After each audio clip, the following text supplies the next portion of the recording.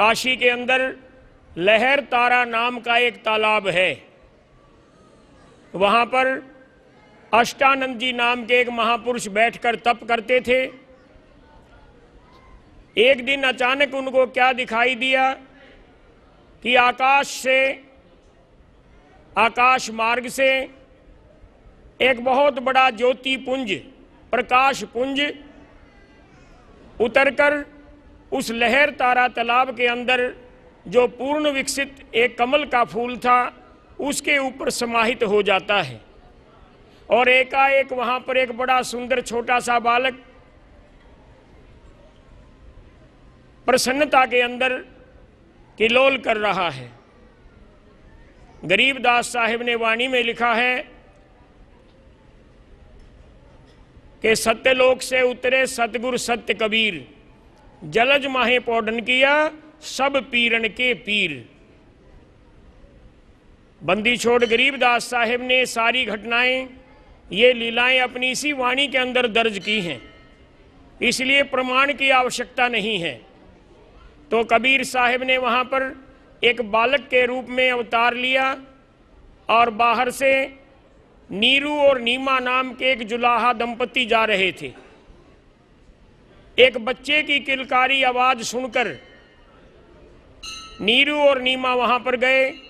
देखते हैं कि कमल के फूल के ऊपर एक बड़ा सुंदर बालक है। उनके मन में ममता उमड़ आई, उस बच्चे को अपनी गोदी में ले लिया, अपने घर में ले आए, उसका लालन पालन करने का फैसला किया। नीरू और नीमा जो थे वो मुसलमान जुलाहे थे। तो उन्होंने सोचा कि पता नहीं बच्चा किस जाति का है, किस परिवार का है, तो इसका नामकरण करना चाहिए।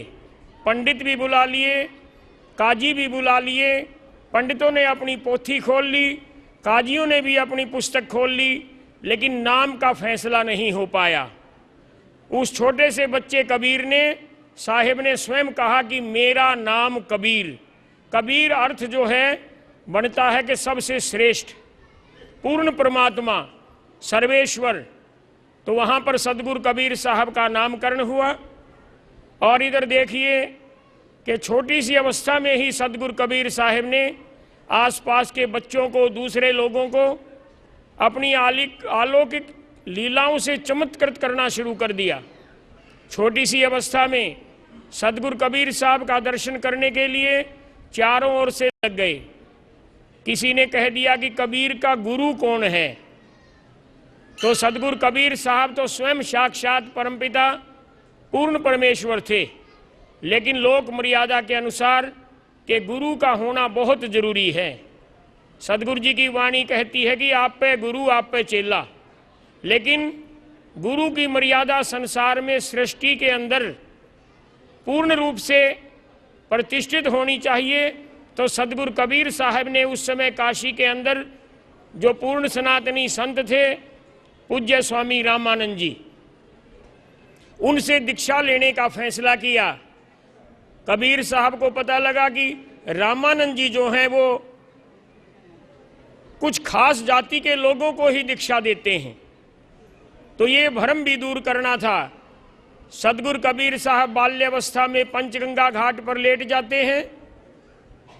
रामानंद जी सुबह सुबह जब गंगा स्नान करने के लिए एक एक सीढ़ी करके नीचे उतरते गए, उनके चरणों में वहाँ की धूल लगती गई और एकाएक उनके चरण जो हैं सदगुरु कबीर साहब के माथे के ऊपर आकर लग जाते हैं। अंधेरा था, चरण भी लग गए, चरणों में लगी हुई धूल भी लग गई। तो सदगुरु कबीर साहब बाल्यावस्था में थे, इतने प्रसन्न हुए, इतने खुश हुए कि गुरु के चरण की रज मेरे माथे पर लग गई है। उसी प्रसन्नता के अंदर वो रोने लग जाते हैं। और रामानंद जी जो है एकाएक समझ नहीं पाए कि क्या हो गया। उन्होंने देखा, उन्होंने सुना कि कोई बालक लेटा हुआ है, बालक रो रहा है, तो उनको बड़ी दया आई। नीचे झुककर उस बच्चे को, बालक कबीर को, अपनी गोदी में ले लिया। उनके गले में जो तुलसी की माला थी वो कबीर साहब के गले में डल जाती है। और उस समय उनके मुख से निकला कि बेटा रो मत, राम राम कहो, राम राम। गुरु मंत्र भी उनको दे दिया।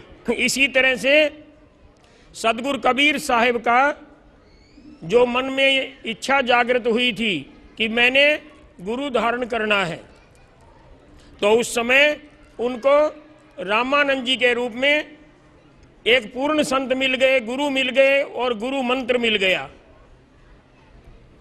अब इसके बाद प्रभावित होकर रामानंद जी ने पीपा जी को भी, सेना जी को भी, रविदास जी को भी दीक्षा दी। कहने का मतलब कि कबीर साहब स्वयं पूर्ण परमात्मा थे और पूर्ण गुरु की शरण लेकर उन्होंने भक्ति के आंदोलन को और ज्यादा फैला दिया। कबीर साहिब का अवतार गरीबदास साहिब छुडानी धाम में हुए सन 1717 में। आपके इसी करोथा गांव के बुजुर्ग थे, उनके लड़के बलराम की शादी छुडानी धाम में हुई। वहां पर कई वर्षों के बाद छुडानी धाम में ही गरीबदास जी का अवतार हुआ। गरीबदास महाराज जी ने इस अमृतमयी वाणी की रचना की। आज पूरे हिंदुस्तान में ही नहीं, संसार में गरीबदास जी की वाणी का पाठ होता है, इस पर शोध कार्य होते हैं, थीसिस लिखी जाती हैं, अध्ययन होता है, क्योंकि इस वाणी के अंदर जीव का जो अज्ञान है उसको दूर करने का प्रयास किया है। अज्ञान के कारण ही जीव दुखी है। जब उसको पूर्ण परमात्मा का ज्ञान मिल जाता है तो उसकी दुख पीड़ा दूर हो जाती है। मैंने जो अभी प्रसंग सुनाया था कबीर साहिब का, रामानंद जी से मेल का, दर्शन का, नामदान का, कि गुरु के चरणों की रज जब किसी के माथे पर लग जाती है उसका भाग्य उदय हो जाता है, असीम प्रसन्नता उसको प्राप्त हो जाती है।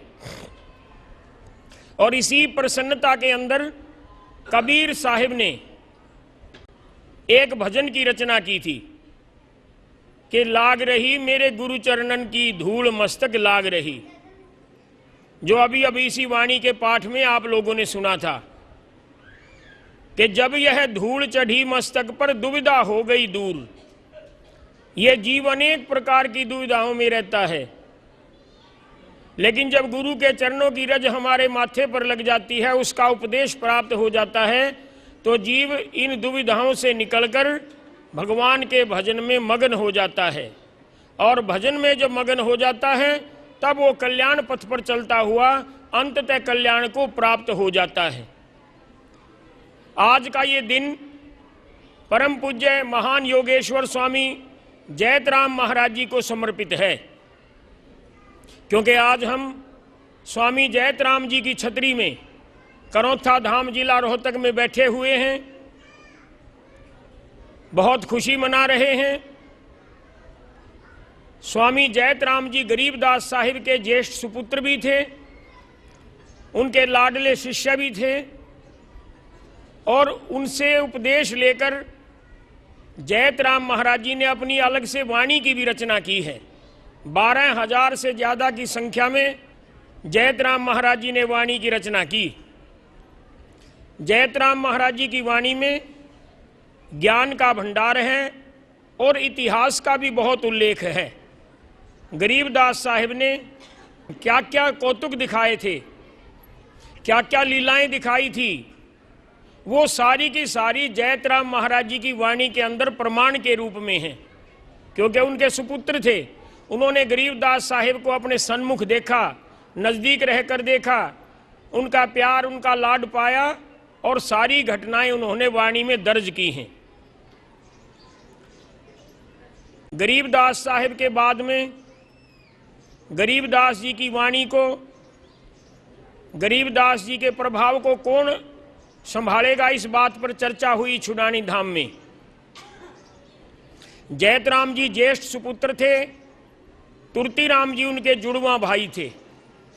दोनों ही जुड़वा थे, लेकिन पहले जयतराम जी का जन्म हुआ था। तो उस समय ये विचार किया गया कि गरीबदास जी के बाद जैतराम जी को गद्दी का उत्तराधिकारी बनाया जाए।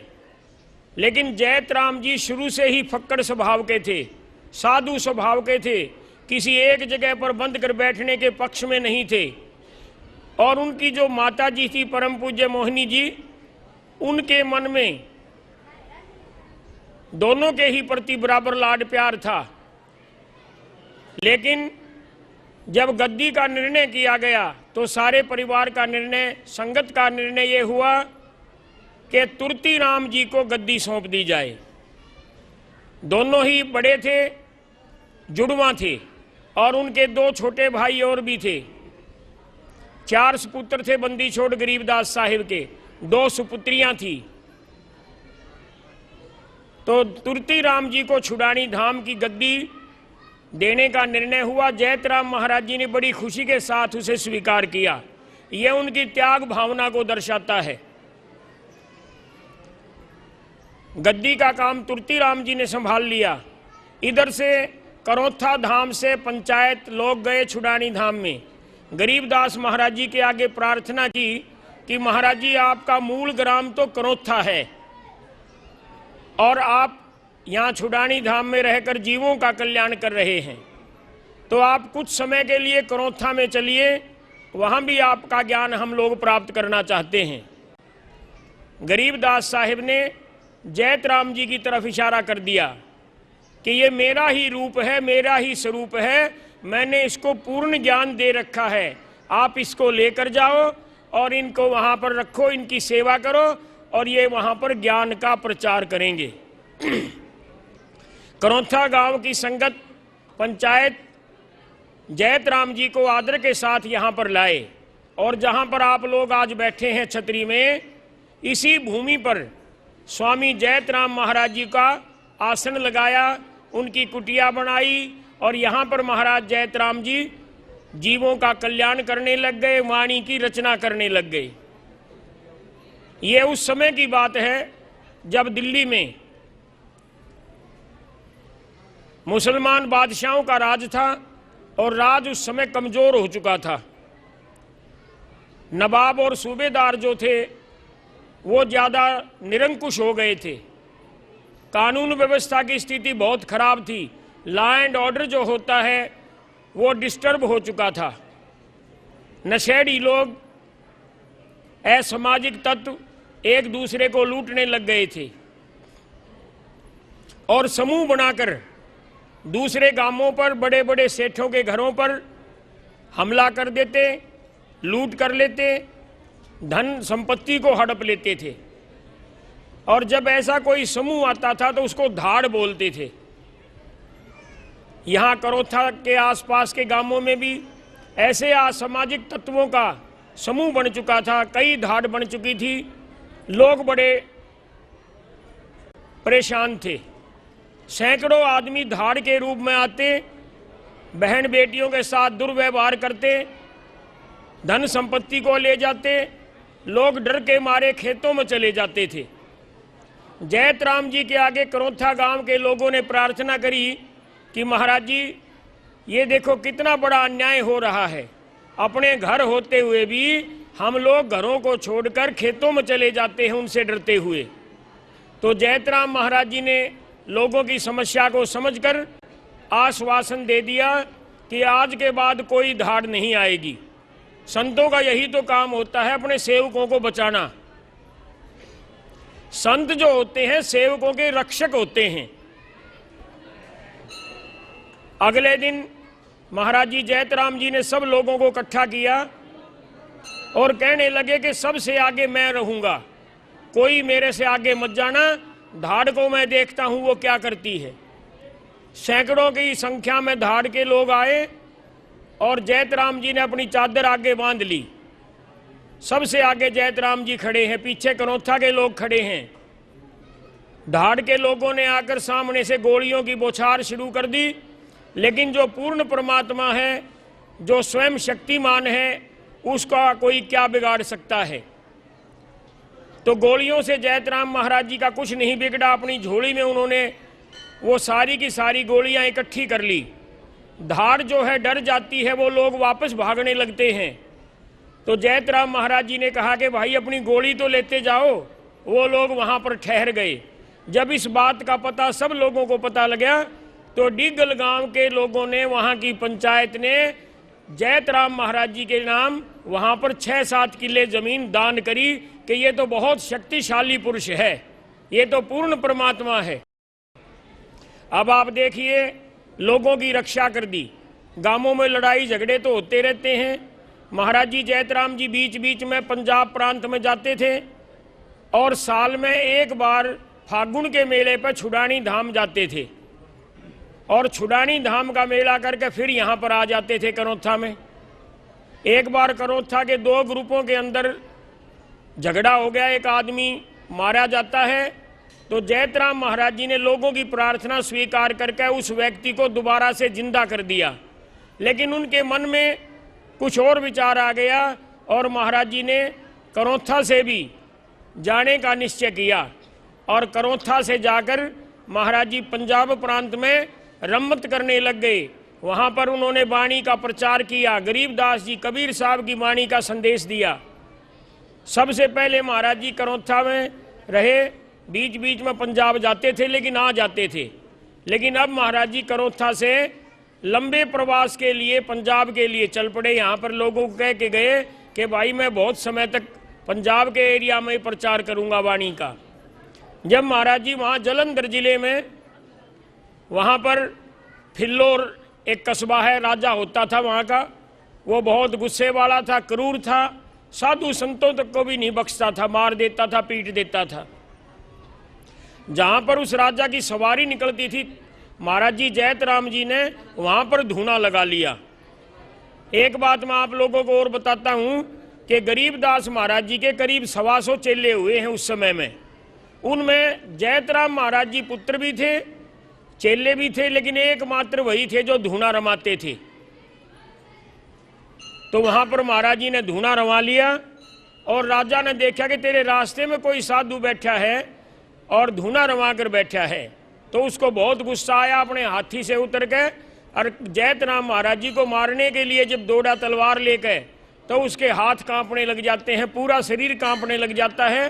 तलवार छूट कर गिर गई और वो महाराज जी के चरणों में नतमस्तक हो जाता है, दंडोत प्रणाम करता है और जैतराम महाराज जी से उसने नाम की दीक्षा ली।